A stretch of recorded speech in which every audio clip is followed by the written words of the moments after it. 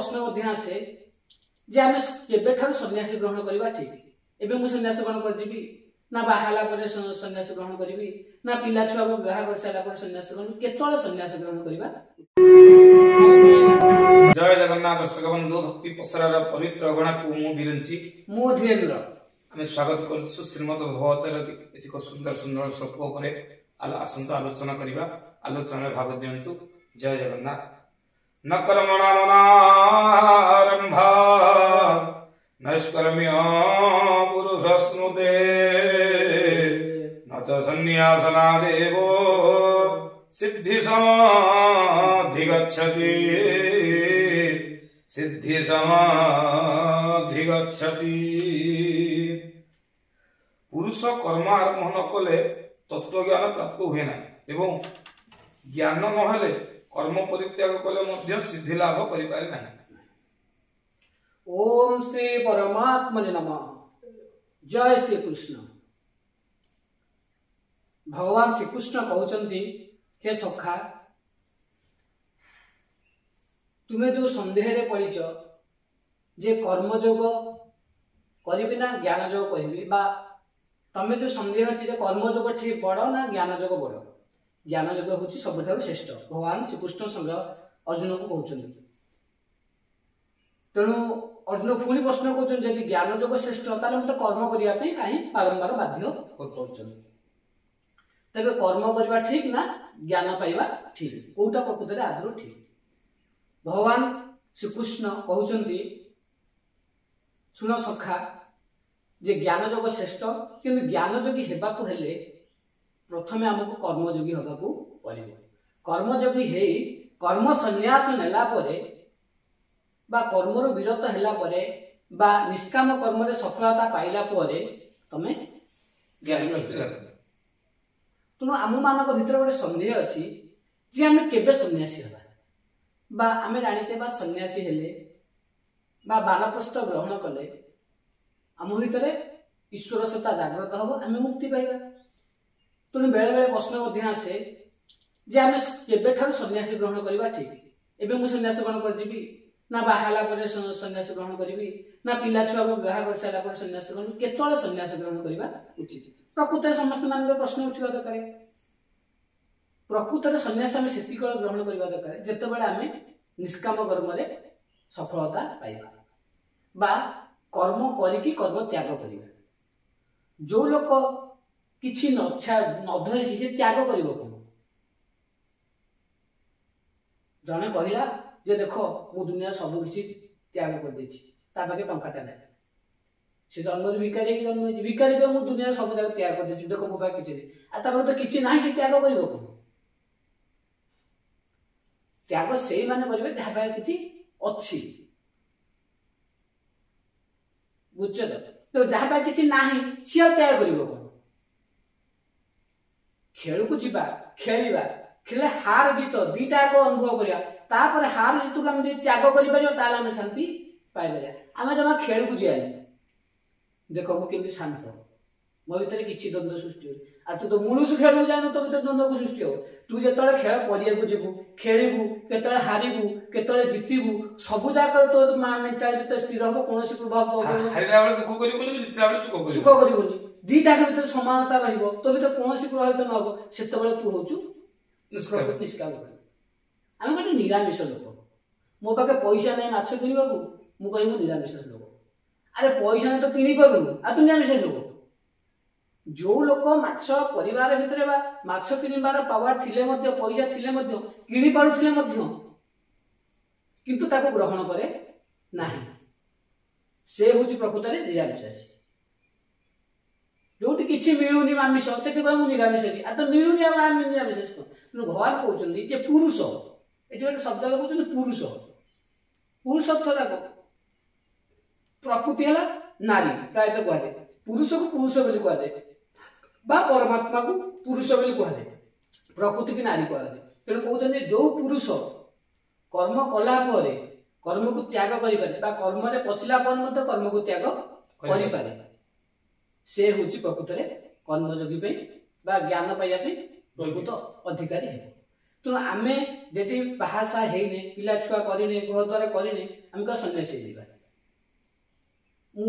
जोटा आमर एवं जो घटना गुड़िक घटुची माने विभिन्न बाड़ पिला सन्यासी हो जाती परवर्ती समय संसारी हो जाती आग सन्यासी हो संसारी हो सीना संसारी होगी सन्यासी होगा कथा कि आग सी हो सन्यासी तापर संसारी हो अर्थात कौन ना से कर्माधिकारी को बा निष्काम कर्म सफलता पाई ना अभाव असुविधा से सन्यासी परवर्ती समय जो सुविधा आ सहजता को मिलूँ सी पुणी हो जाती कौन संसारी तेणु सन्यासी आम केतबेले ना जेतबेले निष्काम कर्म करिपरिबा कर्म को चिन्हि परिबा कर्म को त्याग करि परिबा जे ग्रहण करिछि से त्याग कला पर जना पड़िबो आम कहले आम नै जंगल रहिया से तो किछि नाही हमर घर द्वार नहीं तुम त्याग करिबो तुम पैसा नहीं तुम काहू दान करिबो कोन जहाँ पे अच्छी जे ग्रहण करिछि से ही त्याग करिबो जे आम कहबा जे गोटे गरीब लोक गोटे धनी लोक सन्यासी हो ता भीतर फरक गोटे गरीब लोक सन्यासी है गोटे धनी लोक सन्यासी है गरीब लोक पाखे किसी ना चिता कर धन दौलत उपर कौच बड़ लोक पाखे धन दौलत अच्छी से धन दौलत त्याग कर सन्यासी हो तेणु प्रायतः तुम देख जो मैंने गरीब लोक गुड़िक सन्यासी होता परवर्ती समय से संसारी हो जाती किंतु धनी लोक मैंने जो मैंने सन्यासी होता से आउ संसारी हुंती ना प्रायतः 100-90% कहीं से गुड़िक सब ग्रहण करगुड़ी अनुभव कर अनावश्यकता को जानिला त्याग कर गोटे गरीब लोक सन्यासी से गुड़िक पाइनि भर अभाव तो सब भरी सी जो सुख से जो आनंद जो धन दौलत विभिन्न आनुषंगिक जिनस बचापी जो जिन आवश्यक से गुड़ से पाइनि न पाई सन्यासी तेणु परवर्ती समय से गुड़ मिल मानसिक संपूर्ण शुद्ध न पुणी ग्रहण कर कहीं से सुखर आनंद पाइबा कि जो धनी लोकटे सन्यासी सी कौन ना से गुड़िक सब जानी धन दौलत नारी विभिन्न आनुषंगिक जिनस सब से जानी आ भर कौन सुख ना तेणु परवर्ती समय से संसार को आसे ना सांसारिक होगा चेष्टा करे ना तेणु से जो कहे आग तुम कर्म कर संग्रह कर जान तापर तुम त्याग कर आमर भी देख शास्त्र गुड़ाए लेखा अच्छी खंट रत्नाकर हूँ बुद्ध समय आउ जन खंट आसते नाटा मोर मन पड़ुनि से सब परवर्ती समय सन्यासी कहीं ना जो लोक देख गुड़ाए भी आम साधु सन्त भी जना पड़े गुड़ाए दुष्ट होते परवर्ती समय साधु सन्त हो कहीं से सब कर्म कर दुनिया जितक भूल कर्म से सब सी कर तेणु कलापर जानते कर्म किसी आमको मूल्य ना खुशी मिलेनी किसी आनंद तो मिले आनंद मत मिलूनी तेणु ये जो जिन आनुषंगिक से कौन सुख ना सुख कौट अच्छी ना परमात्मा पाखे अच्छी तो सी परमात्मा सहित पाक जाती तेणु सन्यासी आम केतबेले हवा भगवान कहते केतबेले तुम सन्यासित्व ग्रहण करवा उचित ना जितेबाला तुम निष्काम कर्म सफलता पाइब संपूर्ण कर्माधिकारी हो पार संपूर्ण कर्म जोग को लंघन कर तुम ज्ञान अधिकारी नचे तुम कर्म अधिकारी न ज्ञान अधिकारी हो गल पुणी तुम भर परिवर्तन आसो पुणी तुम से कर्म को जीव तेणु जहाँफल तुम कौन लाभ हो नहि कश्चित् क्षणमपि जातु तिष्ठ्यते कर्म कुरु कार्यते ह्यवसकर्म सर्वप्रकृतिजैगुणैः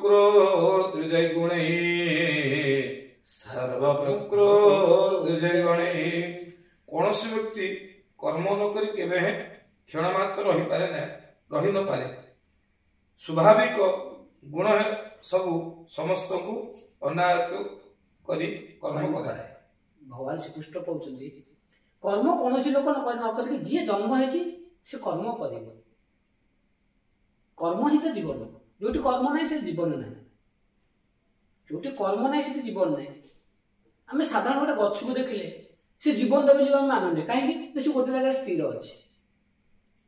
से जीवंत प्रमाणित होती जीवंत भी आम मानुचे कि आमको से अनुभव नहीं गोटे जीवंत बोली कहीं ना तार किसी परिवर्तन घटुनि कर्म जदिव से कर्म करुँच कि आम अनुसार से कर्मटा आमको जना पड़ू ना